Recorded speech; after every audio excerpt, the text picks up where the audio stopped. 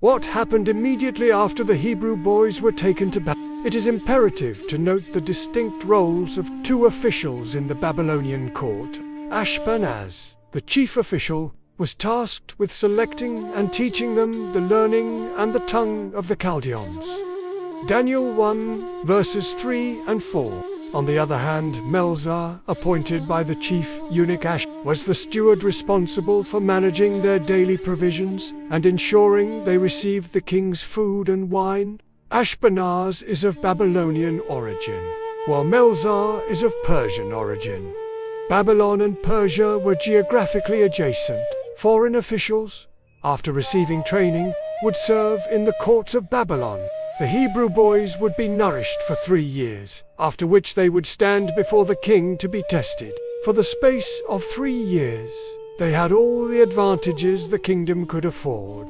Though captives, they were royal children, and they were treated as such by the humane king of the Chaldeans. But Daniel purposed in his heart that he would not defile himself with the portion of the king's meat, nor with the wine which he drank. Therefore he requested of the prince of the eunuchs that he might not defile himself.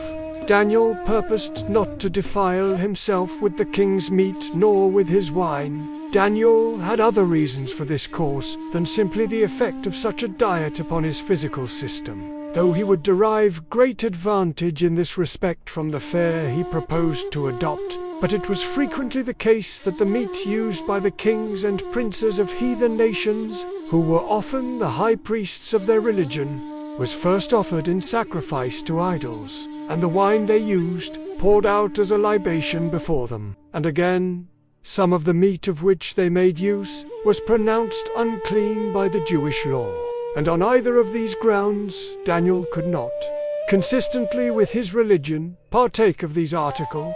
At the close of 3 years, the king found the 4 boys 10 times better in all matters of wisdom and understanding, that the king inquired of them, than all the magicians and astrologers that were in all his realm. The studious and pious Daniel had learnt from the writings of the prophet Jeremiah that the desolation of Jerusalem would last 70 years. Daniel chapter 9, verse 2.